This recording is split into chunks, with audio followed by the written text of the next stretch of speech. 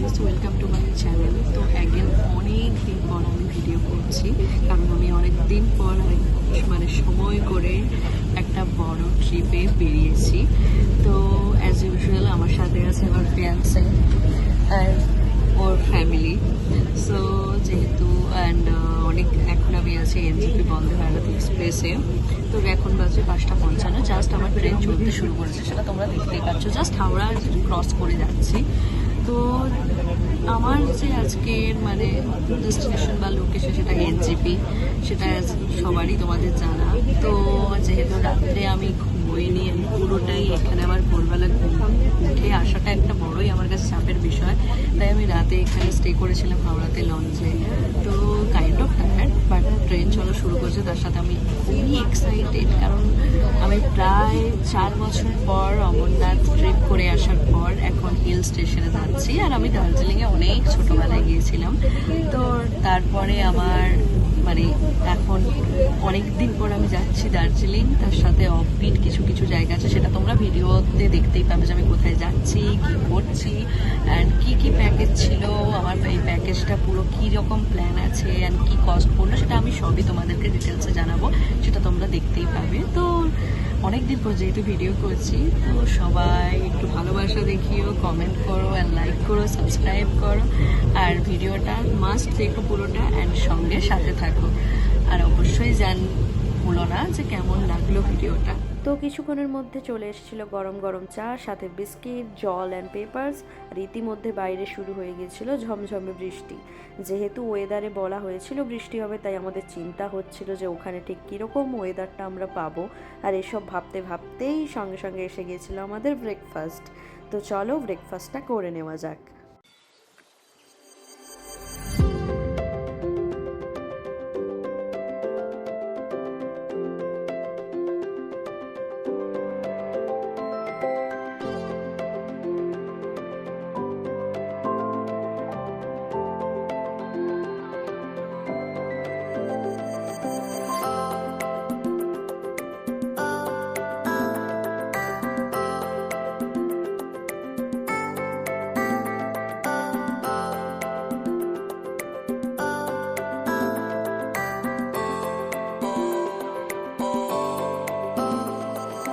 তো finally we reached, আর আমরা নেমেই আমাদের এজেন্সির মহেন্দ্রদার সাথে যোগাযোগ করে নিয়েছিলাম, অ্যান্ড উনি আমাদের এনজিপি পার্কিং থেকে পিক করে এখন ওনার গাড়ির দিকে নিয়ে যাচ্ছিলেন।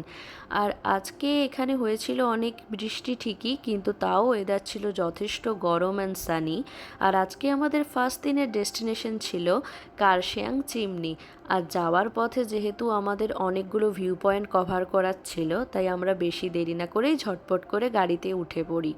আর আজকে আমাদের এই কদিনের যে আমাদের সাথে আমাদের মহেন্দ্রদা ছিলেন, তিনি ছিলেন যথেষ্ট এফিশিয়েন্ট, আর এখানের অনেক ওল্ডেস্ট অ্যান্ড টপ ড্রাইভারের মধ্যে একজন, অ্যান্ড আমাদের নেস্ট হোমস এজেন্সির সবচেয়ে পুরনো সদস্য।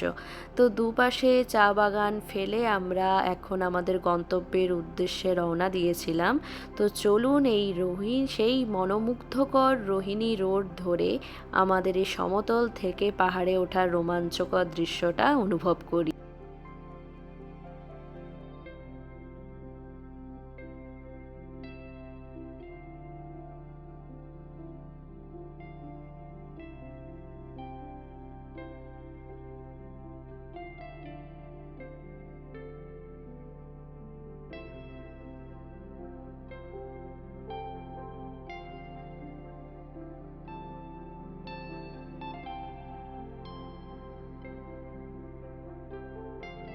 তো আমরা আমাদের ফার্স্ট লোকেশন কার্শিয়াং ভিউ পয়েন্টে এসে পৌঁছেছি, কিন্তু আনলাকিলি ওয়েদার খারাপ থাকার কারণে আমরা তেমন কিছু ভিউ পাইনি। তাই আমরা বেশি দেরি না করে আমাদের সেকেন্ড লোকেশন গিদ্দা ভিউ পয়েন্টের দিকে আমরা এগিয়ে চলুন।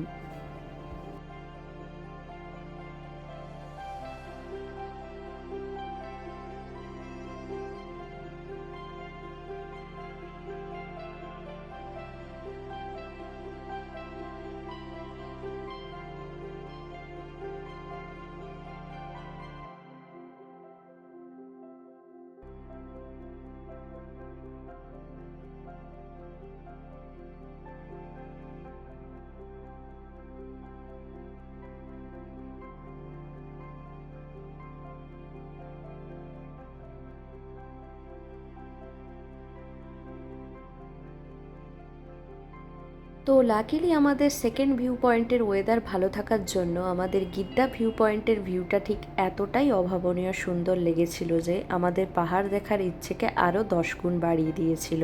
আমাদের প্রথম দিনের যে উৎসাহ তাকে আরও ডাবল গুণ করে দিয়েছিল।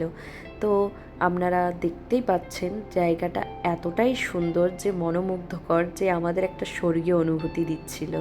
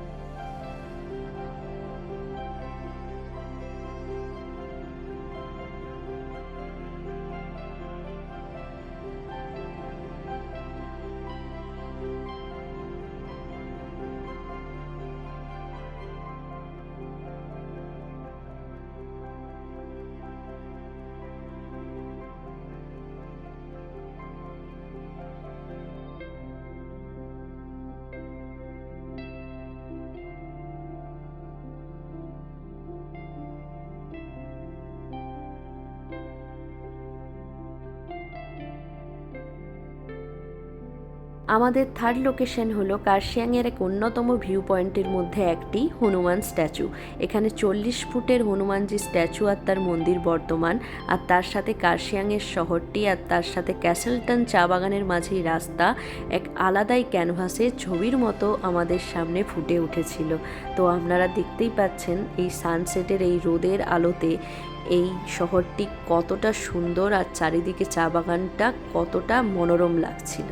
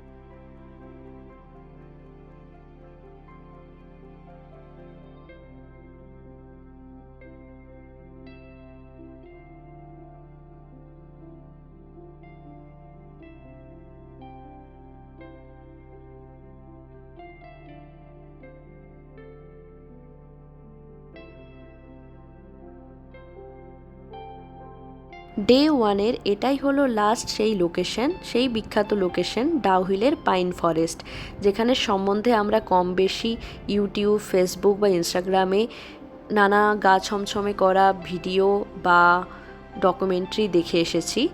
এখনও যেখানে গুগলে হন্টেড প্লেস হিসাবে আখ্যা দেওয়া হয় এই সেই পাইন ফরেস্ট ডাউহিলের। তো আপনারা এখানে ভিজিট করতে গেলে বা এই ফরেস্টে আপনাদের প্রবেশ করতে হলে 20 টাকা করে পার হেড টিকিট কেটে নিতে হবে। আর আপনারা এখানে ভেতরে অনেক বসার জায়গা, ভিডিও বা পিক ক্লিক করার জায়গা পাবেন। তো অবশ্যই একটা ভালো সময় কাটাতেই পারেন। যাদের এরকম নিরিবিলি বা শান্ত পরিবেশ পছন্দ বা পাইন ফরেস্টের একটা অনুভূতি নিতে চান, তাহলে মাস্ট এখানে ভিজিট করতে পারেন। বাইরে আপনারা এর সাথে স্ন্যাক্সের দোকানও পেয়ে যাবেন নানা রকম। তো ওখানে আপনারা টিফিনও করতে পারেন আর ভেতরে একটা সময় কাটিয়েও নিতে পারেন। যাদের এরকম শান্ত পরিবেশ পছন্দ তারা ওনারদের দেখা না পেলেও কিন্তু এই জায়গার শান্ত পরিবেশ বা মনোরম দৃশ্য আপনার মনের চিলেকোঠায় অলওয়েজ বাঁধা থাকবে। তাই মাস্ট একবার ভিজিট করতে পারেন, কিন্তু সন্ধে 6টার আগে, কারণ এটা ক্লোজ হয়ে যায় আর 20 টাকা পার হেড টিকিট।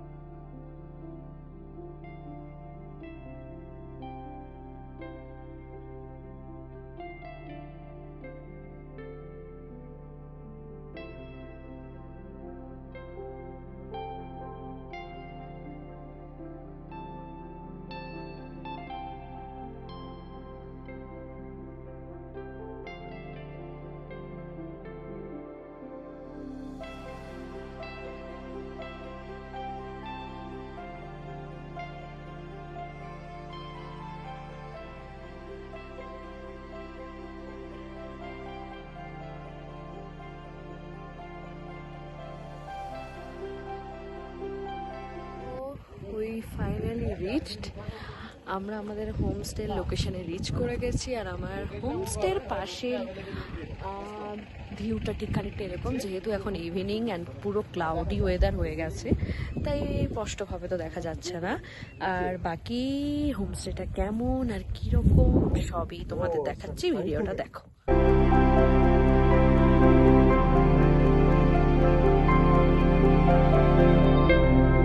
আর হোমস্টের সামনে যথেষ্ট পার্কিং করার বড় ব্যবস্থা ছিল, তো তোমরা আরামসে 2-3টে গাড়ি নিয়ে এসে রাখতেই পারো। আর নিট অ্যান্ড ক্লিন করে গোছানোই ছিল। আর ঢুকে এন্ট্রান্সের বড় গেট দিয়ে ডান দিকে ছিল সুন্দর করে গোছানো এক কিচেন, যেখানে ওরা করছিল রান্না। আর সোজা গিয়ে বাঁ দিকে ছিল 2টো রুম, আর ডান দিকে ছিল living room cum dining room. আর তার ঠিক সোজা এক স্পেস করে ওরা একটা ঠাকুরের প্রে করার জন্য একটা সুন্দর জায়গা রেখেছিল, যেটা সত্যি কথা বলতে একটা পজিটিভ হোমলি ফিলিং এনে দিয়েছিল। আর তার পাশে যথেষ্ট ডাইনিং, তোমরা দেখতেই পাচ্ছ একটা বড় স্পেস আছে, এখানে তোমরা 5-6 জন আরামসে বসে খাওয়া দাওয়া করতে পারবে। আর যদি বড় গ্রুপে আসো তোমরা এই লিভিং রুমে বসে আরামসে আড্ডা দিতে পারবে। তো আমাদের যেহেতু 2টো রুম ছিল বুক করা, তো আমাদের ফার্স্ট রুম ছিল এই রকমই 2টো বেড। এখানে তোমরা আরামসে 4 জন শেয়ারিং করে থাকতেই পারবে, কারণ একটা বেডে তোমরা 2 জন করে শুতেই পারবে। আর যেহেতু এখানে ছিল যথেষ্ট ঠান্ডা, 10 ডিগ্রিজ টেম্পারেচারের মতো, কিন্তু মনে হচ্ছিল তার চেয়েও বেশি, মানে তার চেয়েও কম মানে টেম্পারেচারটা, তাই জন্য 2টো করে ব্ল্যাঙ্কেট দেওয়া ছিল। আর বাথরুমের পাশে ছিল এখানে একটা ছোট্ট মিরর, আর বাথরুমের ভিতর ছিল একটা basin, commode and basic amenities অনুযায়ী বালতি, মাগ অ্যান্ড গিজার, যা যা দরকার, অ্যান্ড সোপ, এগুলো সবই ছিল। আর বাকি তোমাদের যদি কোনো কিছু লাগে তো অবভিয়াসলি ওরা তো আছেই, তো তোমরা বললেই ওরা দিয়ে চলে যাবে। ওরা টাওয়ালটা নর্মালি প্রোভাইডটা তোমরা বললেই করে দেবে, তো তোমাদের ওটা চেয়ে নিতে হবে। আর ঢুকেই আমাদের সেকেন্ড রুম এটা ছিল, ঠিক বাঁ দিকে ছিল আমাদের বাবাই মাম্মামের রুম, আর সেকেন্ড দিকে ছিল আমাদের রুম। তো আমাদের রুমটা ছিল ঠিক এই রকম, ঠিক সেম গোছানো, একদম নিট অ্যান্ড ক্লিন। আর পাশে একটা সেন্টার টেবিল, যেখানে তোমাদের এসেনশিয়াল জিনিস রাখতে পারো। আর নিচে কার্পেট দেওয়া, যেহেতু ঠান্ডা। অ্যান্ড প্রত্যেকটি বাথরুমের বাইরে ওদের একটা করে স্লিপার ছিল, যাতে তোমরা বাথরুমে যেতে পারো। সামহাও যদি কেউ জুতো না ক্যারি করো, তা অবভিয়াসলি ওদের জুতো তোমরা পরে যেতেই পারো বাথরুম। আর ভেতরে যা যা বেসিক অ্যামিনিটিস, বালতি, মাগ অ্যান্ড সোপ অ্যান্ড একটা মিরর অ্যান্ড বেসিন, কোমোড, সবই ছিল। কিন্তু ওই রুমের থেকে এই বাথরুমটা একটু ছিল ছোট। তো রাতের বেলা ব্যালকনি থেকে ভিউটা ঠিক এতটাই সুন্দর লাগছিল, তো এই সুন্দর ভিউ উপভোগ করতে করতে আমরা চলে এলাম ডিনার করতে। তো যেহেতু 9:30 পর্যন্ত ডিনার টাইম ছিল, তো আমরাও দেরি না করে চলে এসেছিলাম ডাইনিংয়ে, আর ওরাও সুন্দরভাবে সার্ভ করে দিয়েছিল। তো তোমরা দেখতেই পাচ্ছ কত সুন্দরভাবে ওরা সার্ভ করে দিয়েছিল খাবারগুলো। তো আজকে মেনুতে ছিল গরম গরম ভাত, সাথে ভিন্ডি তরকারি, আলুর তরকারি, সাথে চিকেন কারি, ডাল, সালাড, পাঁপড় অ্যান্ড পিকেল। আর যাতে আমাদের জল খেতে অসুবিধা না হয়, তাই গরম জল ওরা জারে প্রোভাইড করেছিল। আর যেহেতু আমরা 4 জনের মধ্যে আমাদের ননভেজ প্যাকেজে ইনক্লুডেড ছিল, কিন্তু আমাদের বাবাই যেহেতু চিকেন খেতেন না, তার জন্য আমরা আগে থেকেই এগসের কথা বলে দিয়েছিলাম, তাই এগ কারি করে দিয়েছিল ওরা।